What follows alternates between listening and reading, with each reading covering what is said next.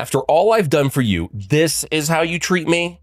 This one is about using past kindness as a weapon to guilt you into compliance. Gratitude is a powerful emotion, and manipulators love using it to control you. Look, if their favor comes with conditions, it's not a gift, it's a trap. Thank them politely, but don't feel like you have to repay something that wasn't given freely. Name drop. For many people, hearing their own name is like the most beautiful symphony. Using someone's name in conversation is a subtle way to grab attention and build a connection. Linda, you've got a great point. This will make Linda really like you. First of all, you remembered her name. And secondly, you gave her a compliment. People usually pay more attention when they hear their own name because it makes things feel personal and special. But overusing it can make you sound like a cheesy salesperson trying to sell a vacuum cleaner. Great deal, Tom. You'll love it, right, Tom? Right, Tom? Tom? Tom? Great deal, Tom. You'll love it, Tom. Right, Tom? Using a name once is flattering. Using it 10 times? That's just creepy. Proven. This method is proven to work. Seriously, the word proven is like a psychological guarantee. It reassures people that what they're hearing is backed by evidence without getting into all the details. People use this trick to make their point sound solid, even if the actual proof is a little shaky. It's good to drop the word proven into your arguments now and then, but only if you're certain it's true. Otherwise, you'll likely discredit yourself. The Pygmalion effect. You're so talented, you could easily be the best on the team. What a sweet little trap. This isn't just encouragement, it's a setup. They're loading you with expectations, so you'll push yourself harder for their benefit. And if you fall short, that praise vanishes real quick. Put on that victory smile and say, I know, but I'm pacing myself. Wouldn't want to make everyone else look bad. The eye roll trap. Fine, I'll do whatever you think is best. Add in an Oscar-worthy sigh and an eye roll so dramatic it could power a wind turbine. This passive-aggressive classic is designed to make you doubt yourself and feel guilty for, well, existing. Don't take the bait. Smirk and say, great, I will. Glad you're on board. Nothing ruins their day more than acting like you didn't even notice it. Eye rolls belong in high school cafeterias, not grown-up conversations. The fake agreement. You're totally right, but the fake agreement is a Trojan horse. They use it to lower your guard before sneaking in their real agenda. It works because we're more likely to listen when we think someone agrees with us. Then comes the but, and suddenly you're defending your position instead of addressing their argument. Don't bite. Say, glad we agree. Moving on. Without room to pivot, their whole trick falls apart. The whispered critique. Some people think you're unreliable. Oh really? Who are these people and why do they care more about my life than their own? This classic move is all about planting paranoia and making you question yourself. Don't take the bait. Just hit back with, who exactly said that? Let's bring them in and clear this up. Suddenly, their confidence collapses faster than a Jenga tower at a toddler's party. And let's be honest, some people are just them, their mirror, and their imaginary friend. Personal attack. You're just too sensitive. The all-time classic. When someone has no argument left, they attack you instead. The way this works is that it shifts the conversation from the issue to your character, putting you on the defensive. In such a situation, stay calm and don't fall for it. Say, let's stick to the topic, like adults. Love bomb. You're amazing. You're perfect. Basically everything I ever wanted. Love bombing hits you like a sugar rush, intense and sweet, but sure to crash. Manipulators flood you with affection to lower your guard, then attack. Why does it work? Because it feels so good at the moment, and a few minutes later, you're a couple $100 lighter. Scarcity. This is the last one. We're almost sold out. Sure, and I'm the king of England. Typical scarcity tactic. It pushes you into thinking you'll miss out if you don't act right now. Unless you're buying a front row ticket to a big concert, it's usually just a way to make you pull out your wallet. Love withdrawal. I can't deal with you right now. This technique is common in toxic relationships. It's when your partner takes away affection to punish you, knowing you'll chase them to make things right. It works because nobody likes feeling rejected, but don't fall for it. If someone frequently uses love as leverage, it's a red flag and you'd better run, unless you want to live life like a dog chasing treats. Unspoken expectation. I thought you'd understand without me having to explain. Sorry, I forgot I can't read your mind. This is a subtle way of manipulating you. It makes you feel guilty for not getting it, even though the person never actually said anything. And that guilt pushes you to be more likely to do what they want. Next time, just call it out. I'd love to help, but you've got to spell it out for me. I'm not a psychic. Gaslighting. Are you sure you're remembering that right? We were really supposed to meet at 7 p.m. Oh, that's strange. I was pretty sure it was 6 p.m. Boom, gaslighting alert. This sneaky trick makes you start doubting your own memory, or even worse, your own senses. They say it so confidently, you start wondering, wait, maybe I did get it wrong. The solution? Keep track of things, save messages, receipts, and when you're sure, calmly respond with, no, actually, you're wrong. Then watch how they react. Subtle shaming. Oh, I guess you don't care about this as much as I do. The classic. They're trying to make you feel like a villain for not dropping everything you're doing and do what they want. This plays on your desire to be seen as a helping and responsible person, without even directly calling you out. It's like the emotional equivalent of puppy dog eyes, but more manipulative. Next time someone pulls this, just respond with, I've got other things on my mind right now, like not feeling guilty for no reason. I'm making my own choices. I bet the room will be silent, at least for a while. Groupthink pressure. Don't be difficult. We all agree on this. I think most of us have fallen for this one a couple of times. Everyone likes to get along, even when it's fake. But just because the group agrees doesn't mean they're right. Have the courage to challenge the status quo. I see your point, but here's another perspective. Sometimes being the odd one out is the smartest move that can gain you respect. Intermittent reinforcement. Some days they're kind of loving. Other days they're colder than the coffee you left on your desk yesterday. It's strange, but this behavior keeps you hooked, hoping the good version of them comes back again. How does it work? Well, unpredictability is addictive. That's why slot machines make millions. If you're in such a relationship, ask yourself, am I enjoying this relationship or just addicted to the highs and lows? If it feels more like a roller coaster than a partnership, it might be a good time to get off the ride. The emotional yo-yo. You're amazing, but honestly, I expected more.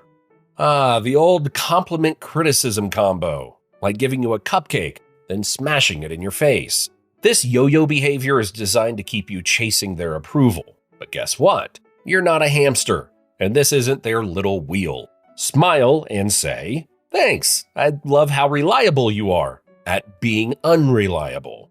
Let them play their mind games alone. You've got better things to do than be their emotional ping pong ball. The instant expert. Actually, I've read a lot about this. Oh, really? 5 minutes on Google and suddenly you're a PhD? This trick works by tossing out vague claims of expertise to intimidate you into silence. It's a favorite move in debates where effort takes a backseat to ego. Shut it down with, wow, you seem to know a lot. Care to explain it in more depth? Real experts don't need to announce it. They just deliver. Fake ones, they fold under the first question. The exaggerated sacrifice. I skipped my lunch break to finish this. Oh no, call the Nobel Committee. We've got a true hero. This move is pure guilt tripping, designed to make you feel bad for not giving them enough credit. Don't feed into it. Hit them with, damn, that's rough, but if skipping meals was an achievement, toddlers would run the world. The mirror effect. Wow, I love hiking too. Oh really? What a coincidence. Again. Suddenly they're your long-lost twin, mirroring everything you like. This isn't a genuine connection, it's just social camouflage to win you over. Test their act. Say, nice, I'm also training for the National Cheese Rolling Championship. If they nod along, congrats, you've exposed the copy-paste personality. Real people have their own interests. The handshake hijack. You go in for a normal handshake, and suddenly, boom, they pull you forward like they're reeling in a fish.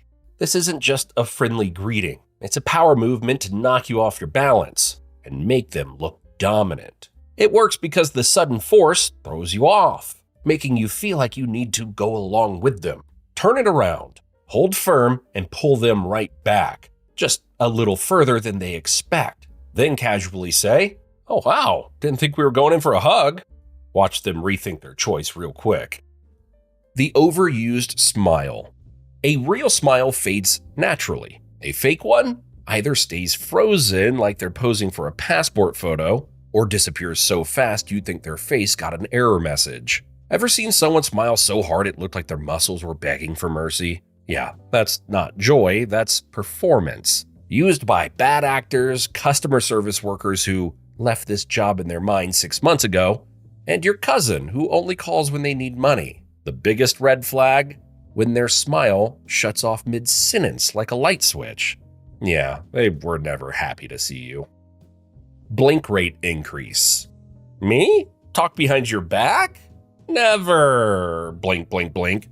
Oh, really? Then I guess a full sandstorm hit your eyes. In February, in Alaska. Rapid blinking happens when someone lies because their brain goes into stress mode and their body reacts. Their eyes blink more than usual as their mind struggles to keep the story straight, making it an easy tell. Keep watching. At this rate, they might just blink out the entire conversation word for word. Over-explaining a simple point. Liars love details. Way too many of them. Instead of saying, "I was at the mall," they'll say, "Oh yeah, I went to the mall, parked near the entrance, saw this weird guy in a hat, got a pretzel, but the mustard was weird, so I threw it out. Then, hold up. First things first, why didn't you take ketchup?" Over-explaining is a classic tactic to sound truthful while distancing you from the irrelevant details. The timed nod. You're mid-sentence, explaining something, and boom, they nod just a second too early. Like they already decided to agree before you even finished. This little trick makes you subconsciously think they're on your side. It's a classic persuasion move used by salespeople, fake friends, and that one coworker who pretends to listen but is actually thinking about what they'll order from Chick-fil-A. Want to test it? Say something completely ridiculous mid-sentence. "So yeah, I was saying, and then the raccoon stole my credit card." If they keep nodding, congrats, you've caught them, and yeah, get that spicy chicken sandwich with them. The lip compression. They finish talking, then boom, lips sealed shut like they just hit the mute button. That's their brain screaming, "Shut up before you make it worse." People do this when they're hiding something, feeling uneasy, or stopping themselves from saying too much. Want to mess with them? Hit them with, "You were about to say something else, weren't you?" Now they have two choices. Spill the truth, or sit there looking like they just got caught with a mouthful of front desk candy. Either way, they're sweating. Playing dumb. "Oh, I had no idea that would upset you." Yeah, sure. This sneaky trick lets someone dodge responsibility while making you feel unreasonable. It works because it sounds innocent, even though it's anything but. The best move you can make? Call it out gently. "I think you knew that wasn't cool." Watch their face freeze like Windows 95. Hot potato. "Can you handle this? I'm so busy." And just like that, Peter's mess becomes your emergency. Peter just wanted to dump his problem on you, and he knew you're too nice to say no. The fix? Toss that hot potato right back. "I'd love to help, Pete, but I'm busy too." If this conversation runs over email, don't forget to add kind regards. False humility. "Oh, I'm not that great. I just got lucky." Yeah, now you want me to say that you actually are that great. This is how many people fish for compliments. They downplay their success just so you'll praise them. No, you're amazing. This one isn't as dangerous. It's more of a red flag. Save your energy for people who celebrate their wins without needing an audience. Token gesture. "I said sorry. What more do you want?" Token gestures are small efforts people use to make you feel guilty for expecting more. It's like handing someone a paper umbrella in a hurricane and calling it a rescue. Again, this just gives the illusion of effort. It's much better to expect actions from people, not just words. A real apology comes with change. If they're just sprinkling glitter on a mess, it's still a mess. Authority fallacy. Trust me, I know what I'm talking about. I'm an expert. Says who? Often, people demand compliance simply because they claim to be an expert. Surprisingly, this works quite well because we're taught to respect authority, even when it's self-appointed. If you're unsure, ask questions. What makes you an expert? Or, can you explain it a bit more? Real experts love to clarify. Fake ones stumble and start making up fairy tales. The fact that you can turn on a computer does not make you an IT expert. Reluctant hero. I didn't want to get involved, but I simply had to save the day.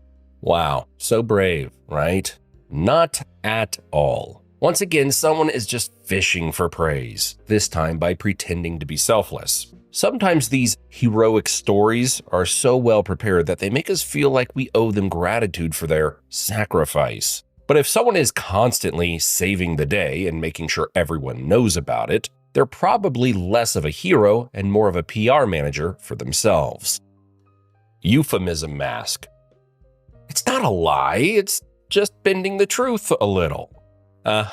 This is sugarcoating bad behavior to make it sound better. This way, cheating becomes exploring options, and lying becomes being creative with the facts. It's very toxic, as softer language makes even shady behavior seem less awful, especially when coming from people we trust. If someone uses it on you, call it out. Let's be clear, what you did was wrong.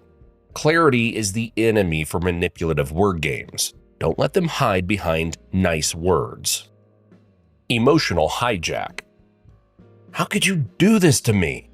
Big emotions are hard to ignore, and now you feel pressured to calm them down. But here's the truth.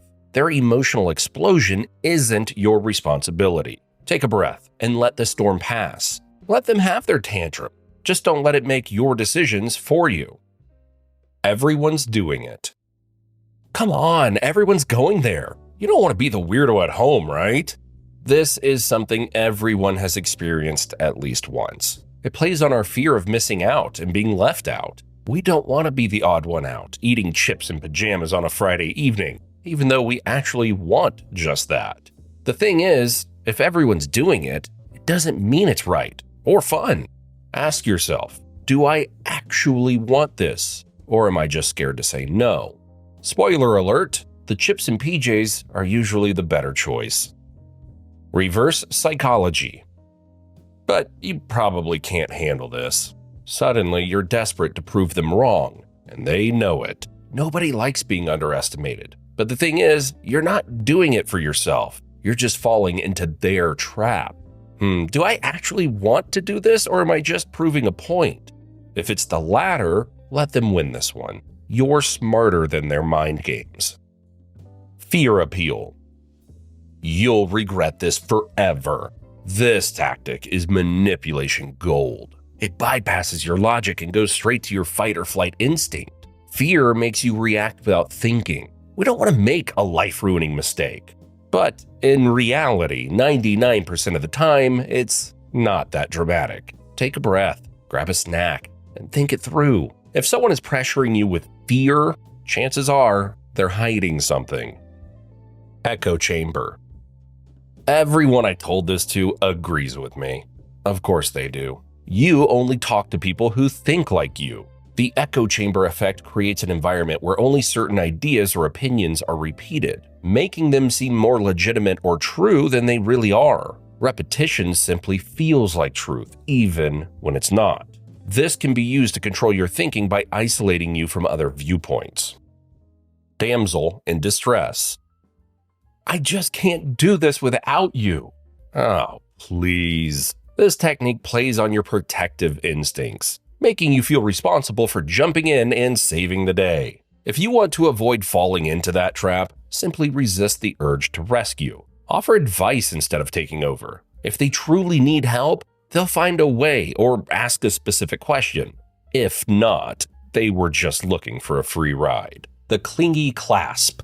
A handshake should last a second, but this person, they're holding on for dear life, like you're their last hope in a zombie apocalypse. The goal? To make you so uncomfortable that you hesitate to pull away. It's sneaky, but it quietly puts them in control.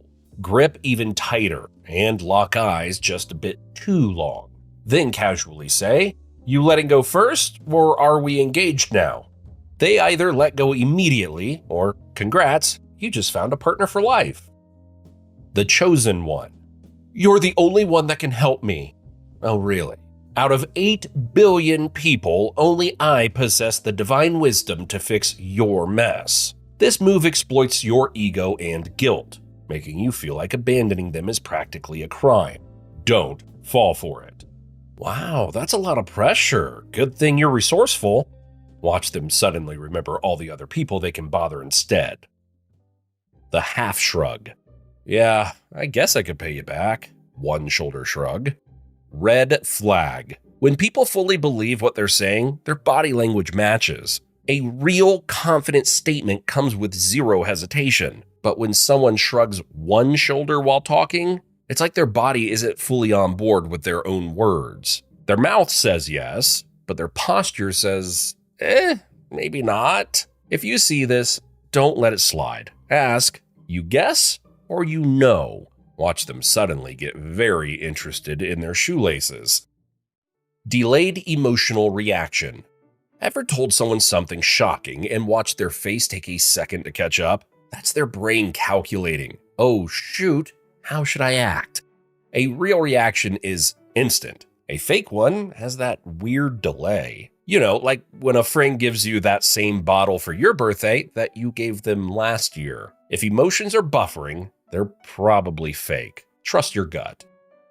Exaggerated hand gestures.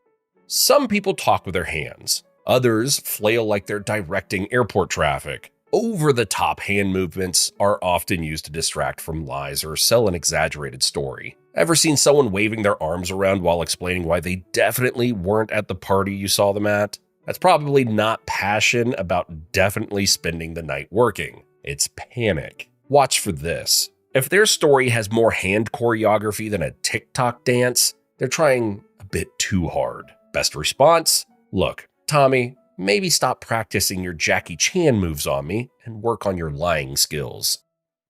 Fake confusion face. Huh? I don't get it. Eyebrows raised, head tilted. Looks innocent, right? Nope. This is a classic defense move when someone's lying but doesn't want to admit to it. It buys them time to think of an excuse. Ever ask someone a really simple question and they suddenly look like you just asked them to defuse a bomb with a spoon? Yeah, they're stalling. Come on, Pete. It's not rocket science. Boom. Cornered. The micro smirk. A tiny smirk mid-conversation, that's their ego showing. It's a quick, involuntary, ha-ha, gotcha moment that often when someone thinks they just got away with something. Ever asked someone a serious question and they almost smiled before answering? That's not confidence, it's concealed arrogance. Unless, of course, your question was somehow miraculously funny. The overuse of touch.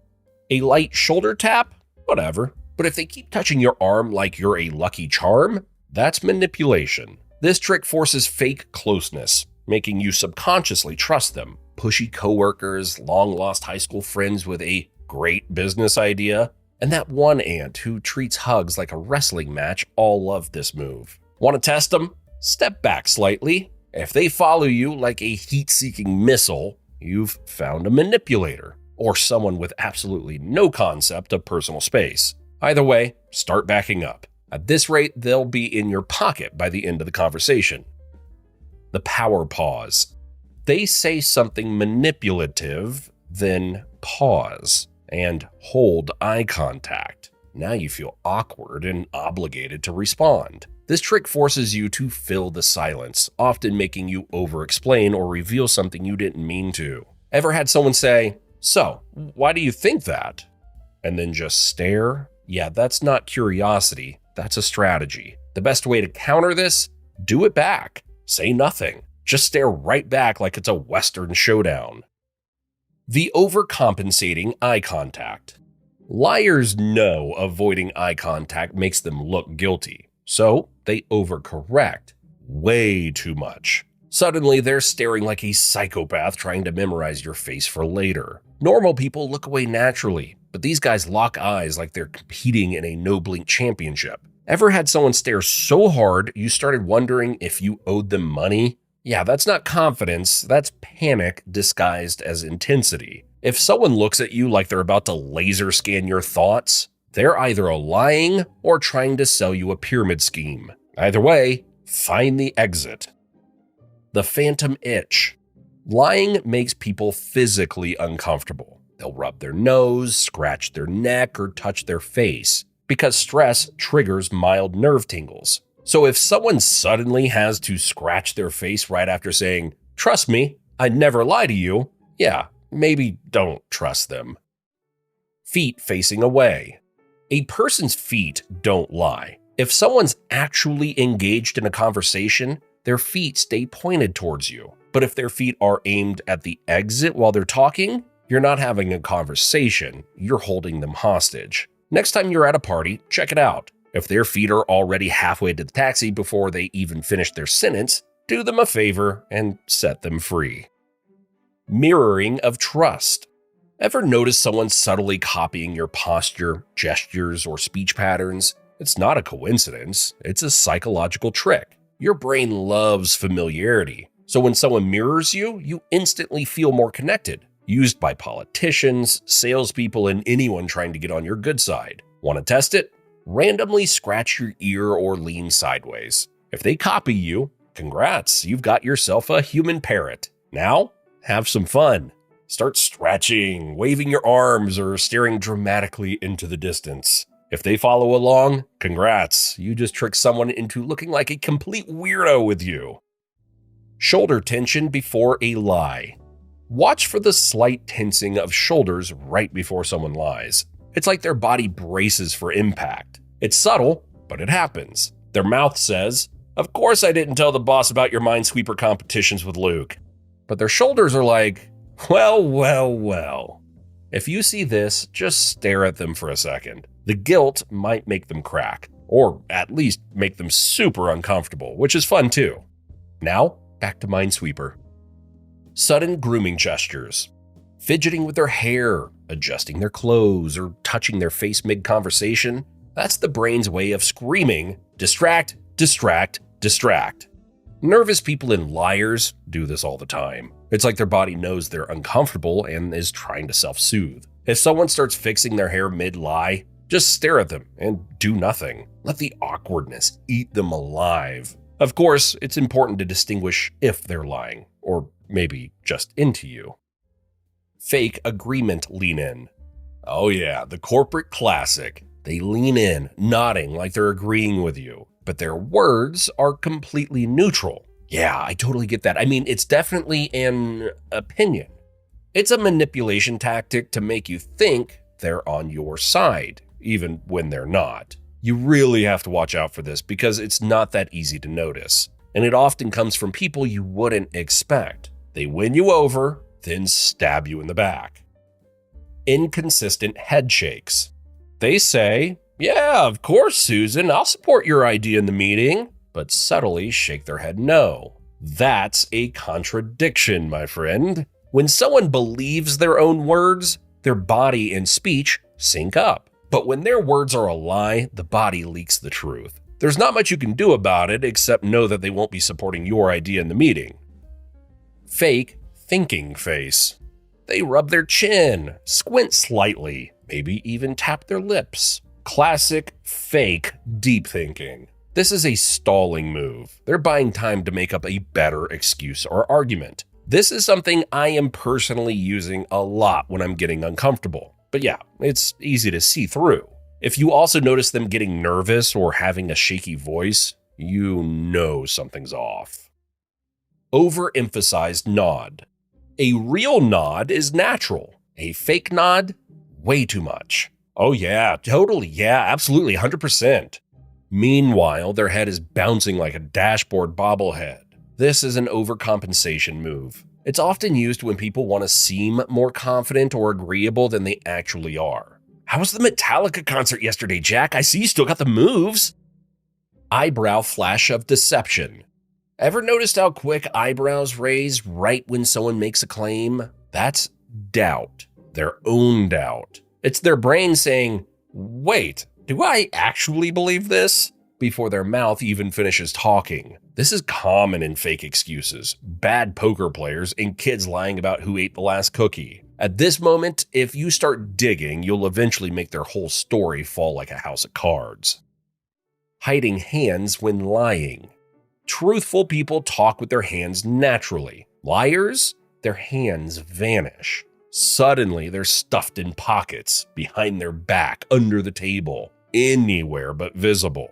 That's because our hands subconsciously leak, honestly.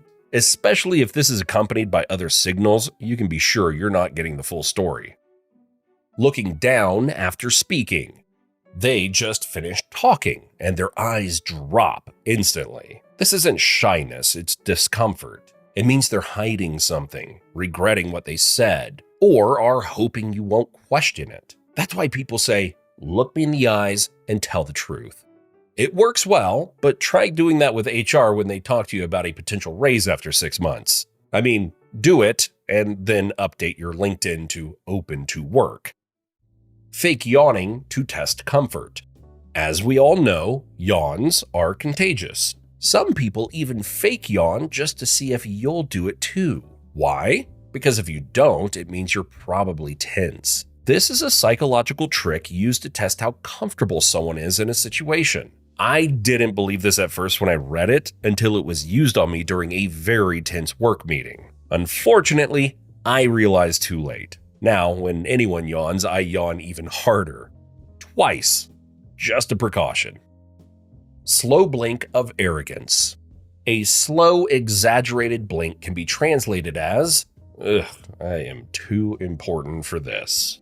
It's a subtle way of making everyone feel small. Once you spot this, you can be sure that person thinks they're better than everyone in the room, city, planet, and possibly the entire universe. If someone hits you with the slow blink mid-conversation, don't get flustered. Just hit them back with an even slower blink. Maybe even add a dramatic sigh. Who's talking now, huh? Touching the face before a lie. Scratching the nose, rubbing the chin, or touching the lips right before speaking, that's a signal of stress. The body knows the mouth is about to lie, so it subconsciously tries to distract from it, or better, hide it. In general, people who have nothing to hide don't say anything. Tension before a fake laugh. A real laugh flows naturally. A fake laugh has a split second of tension right before it, because the brain is forcing it. We've all used it to be nice, to fit in, to fill the awkward silence, to be liked by the other person. On its own, it's not necessarily manipulative, but it's part of the mix. Someone is definitely trying to win you over if they laugh at your "why don't skeletons fight each other? They don't have guts" joke. Shrinking posture after a lie. Hey, did you send the money already? And just like that, Anthony went from 6'5" to a garden dwarf. Confidence makes people take up space. But when someone lies, they shrink. Their shoulders curl in, their arms pull closer, and suddenly they're smaller than they were a second ago. Pausing too long before an answer. Ever asked someone, "Did you text your ex?"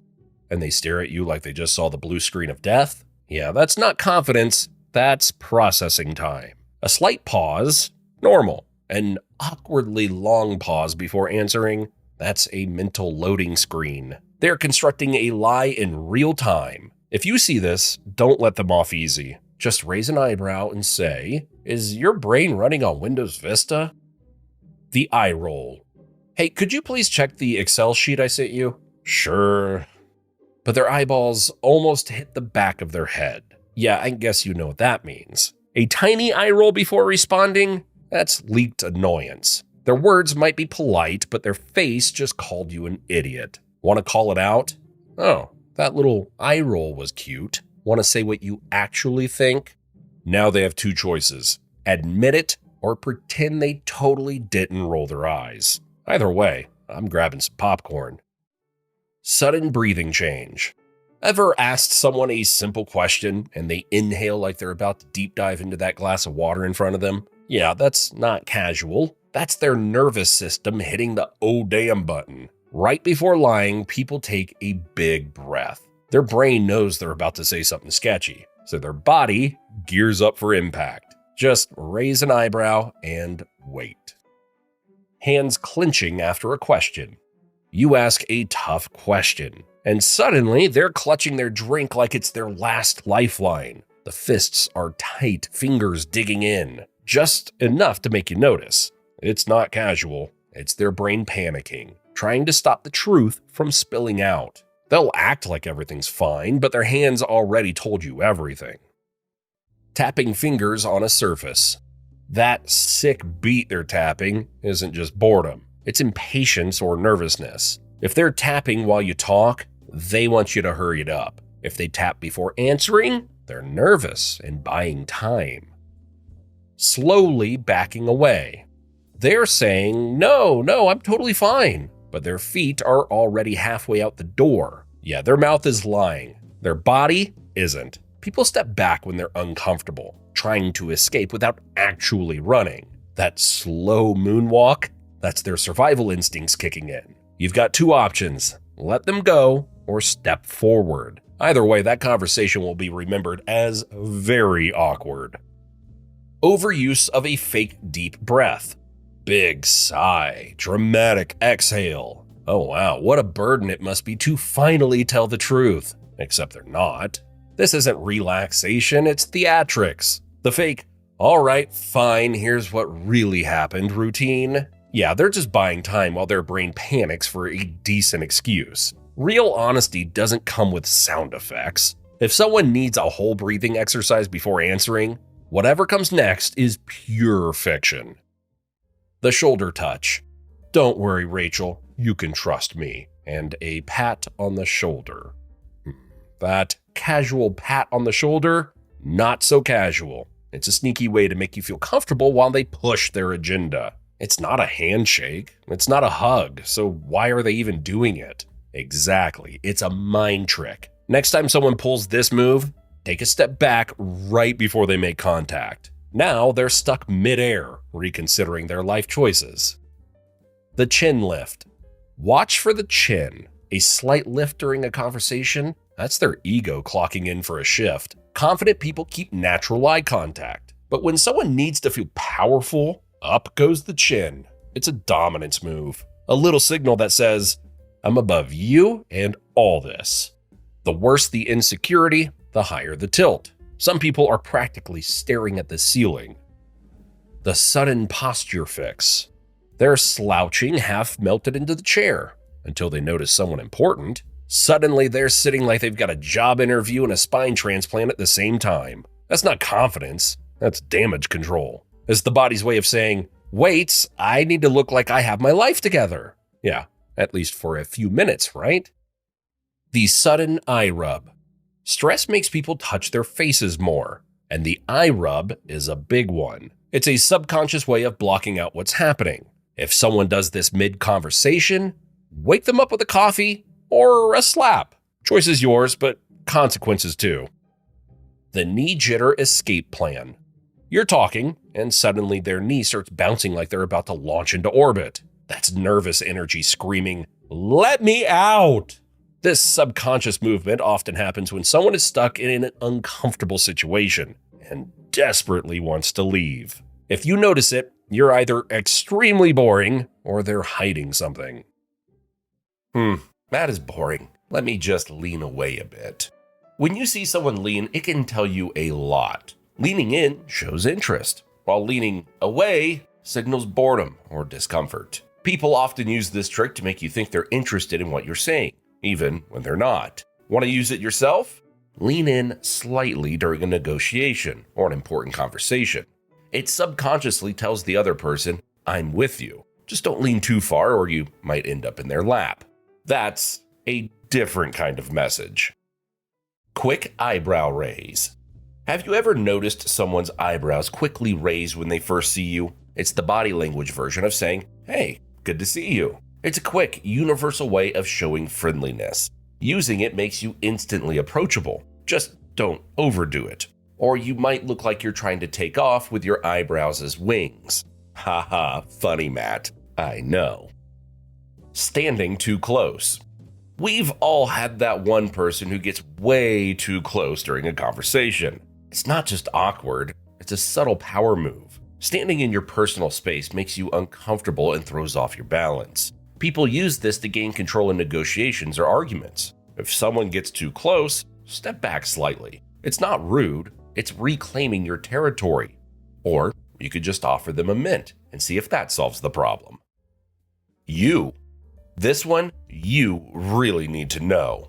See how that grabbed your attention? Using the word "you" makes it feel like the message is speaking directly to you. Think about the difference between saying, "The video is worth watching," and, "Matt, you will really benefit from watching this video." People are much more likely to listen to something that feels like it's meant for them. Power pose. Why is this guy standing like this? Feet apart, hands on hips, chest slightly puffed out. That's called the power pose. It signals dominance and confidence, making others subconsciously respect and pay attention to him. But it might have additional benefits. Studies even show that holding this pose for just 2 minutes can boost your own confidence and lower stress hormones. Next time you're nervous before a big meeting or date, try it. But perhaps do so in private, so you don't look like you're auditioning for the Avengers. Steepled hands.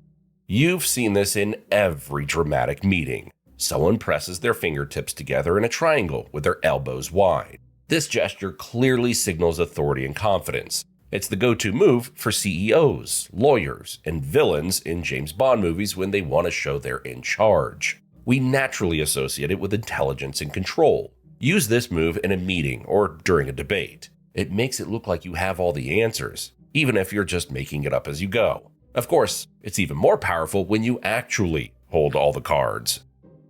Eye blocking. Why is Peter rubbing his eyes when I talk to him? Looking away or closing your eyes mid-conversation is often a subconscious reaction to stress, frustration, or even boredom. It's like your brain saying, "Can we hit pause on this for a second?" People naturally do it to cope with information overload or emotions they'd rather not handle in the moment. And hey, if someone does it while you're talking, maybe it's time to check if your story is as thrilling as you think. Over nodding. A casual nod or two, encouraging and natural. But if someone keeps nodding nonstop, it's often a sign of nervousness or desperation, like they're quietly begging. Please just agree with me. People often do this when they're insecure or trying too hard to show they're listening. If you catch yourself over nodding, just take it easy. You want to look engaged, not like you're trying to power a wind turbine with your head. Your neck will thank you too. Chin out. You're in an argument, and suddenly the other person sticks their chin out like they're daring you to say something. That's a clear sign of resistance or unwillingness to give in. It's like their face is saying, "Bring it." You'll see this a lot in heated arguments or UFC stare-downs. If you catch someone doing it, watch out. They're in no mood to give in. And if you do it yourself, well, congratulations, you've just made things way more tense. Exaggerated blinking. Do you know Morse code? Me neither. But some people look like they're sending it with their eyes. If someone starts blinking rapidly during a conversation, it's usually a sign they're overwhelmed, anxious, or maybe even a little panicked. It could mean their brain is working overtime to keep up with you. If you notice this, try slowing down, giving them a moment to breathe, or explaining things more clearly. Or maybe, just maybe, you're talking complete nonsense and they're trying to figure out if it's a bad dream or not. Crossed arms myth. People say crossed arms means someone's closed off, but that's not always true. Sometimes they're just cold or trying to get comfortable. The trick is to check their hands. Relaxed fingers means they're probably just casual. Tense, clenched fists? That's a different story. Crossed arms can also be a self-soothing gesture in awkward situations. So before you assume someone hates your presentation, check if the AC is blasting. They might just need a sweater, not a better argument. Eye squint. Whoa, what happened to Damien's eyesight? He should get glasses. Actually, Damien might be squinting on purpose. It's a subtle sign that he's skeptical or doubtful. Squinting is like your brain narrowing its focus, both literally and symbolically. If you're pitching an idea and someone squints, they're probably questioning it. To handle this, ask, is something unclear? And if you're the one squinting, just know it's a pretty obvious sign you're not buying what they're selling. Feet pointing. Here's a weird but reliable tip. People's feet tell the truth, even when their mouths don't. If someone's feet are pointed towards you, they're interested or engaged. If their feet are pointed towards the exit, they'd rather be somewhere else. Feet reveal where the brain wants to go. So if someone's feet point away during a conversation, let them go. They've already left mentally. Fake smile. A real smile lights up your whole face. It makes your eyes squint and your cheeks lift. But a fake smile, not so much. If someone's mouth is smiling, but their eyes look like they're ready to stab you in the back, it's probably fake. Look for this during interviews, networking, or even family dinners. Look for little lines around their eyes. If there aren't any, the smile isn't real. But hey, fake smiles aren't always bad. They help make awkward moments less awkward, and you might even appreciate one after telling a cringy joke. Pressed lips. When someone presses their lips together, it's a clear sign they're holding something back. It could be frustration, disagreement, or even a lie they're trying to keep hidden. If you notice this during a conversation, it's a hint to dig a little deeper. They're not saying everything they really think. Just be careful not to call it out unless you're ready for a very awkward moment. I need your help. Hey Matt, I need your help. Oh, wow, someone needs my help. Damn, I feel important. Yep, that's exactly the reason why people say this. It plays on our ego. It makes us feel like we're the one who can save the situation, even if it's just about fixing the coffee machine. But in the end, they get us to do it, often in situations where we would normally avoid it. But now, our ego can't resist. Barrier gesture. Imagine someone holding a coffee cup or purse right in front of their chest during a chat.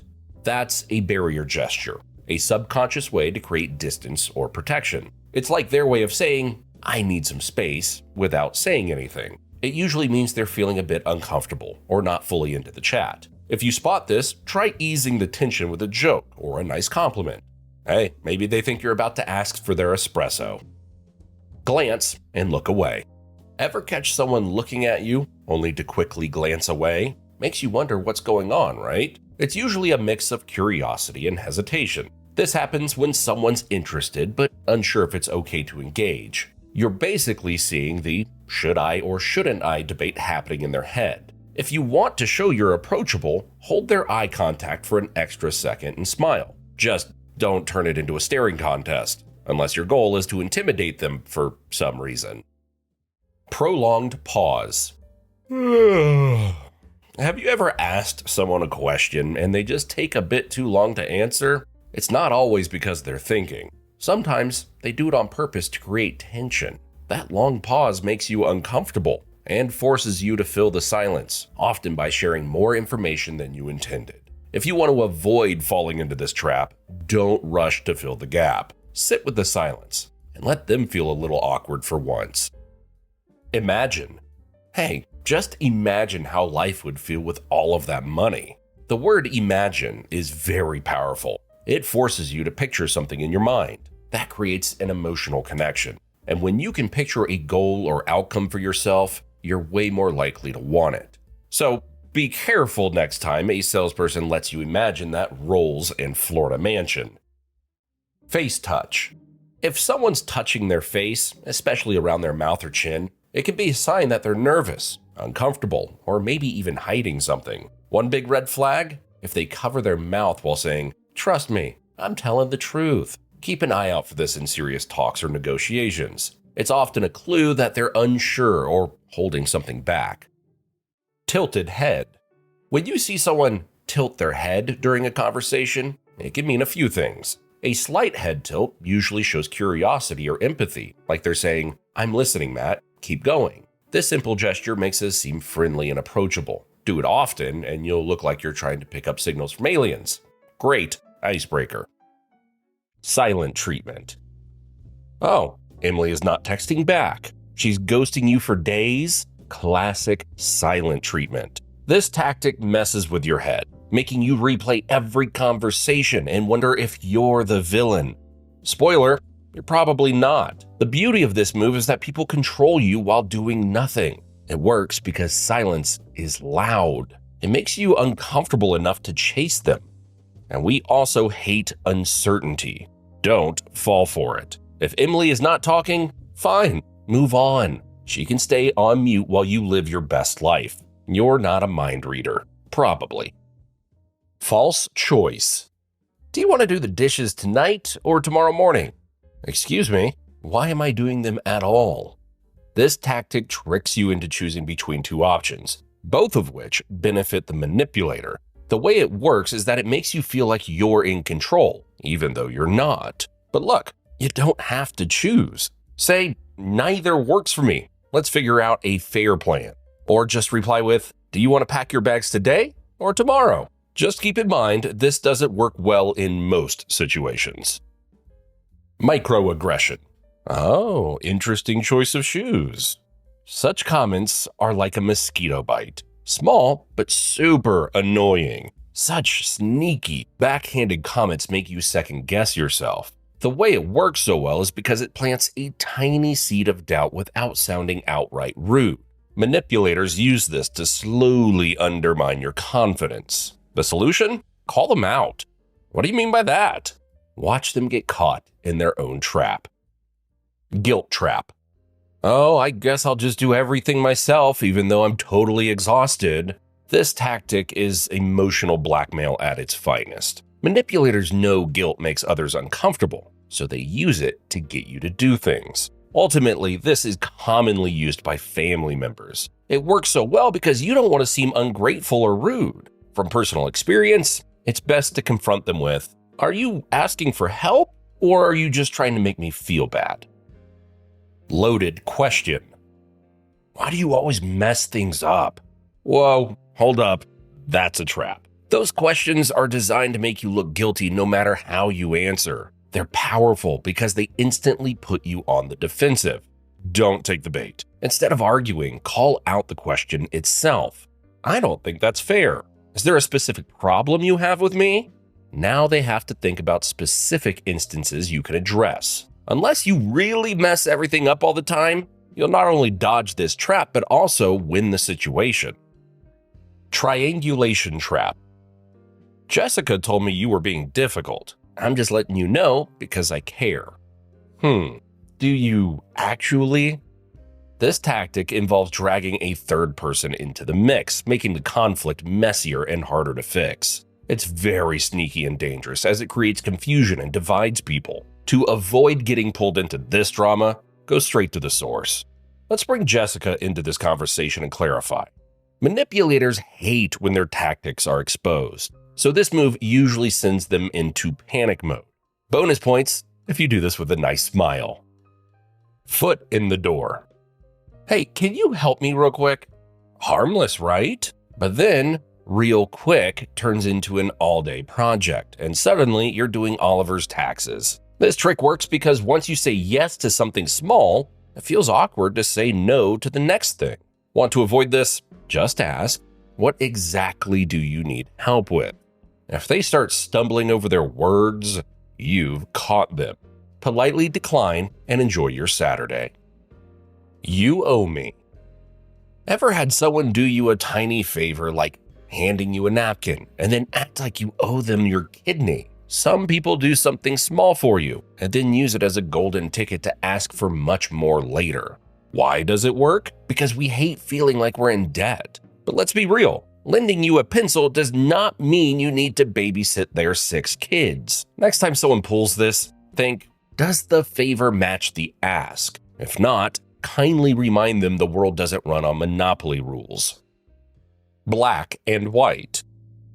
You're either with me or you're against me. Look, life isn't a Marvel movie, and not everything is black and white. People who want to manipulate you use this tactic to make disagreement seem like a betrayal. It simply works. We hate feeling like the bad guy. When you find yourself in such a situation, reject the extremes. Say, I think it's more complicated than that. This shifts the conversation from their dramatic all or nothing world back into reality. Plus, it drives them nuts. Victim card. Nothing ever goes right for me. I wish life would treat me the way it treats you. The victim card.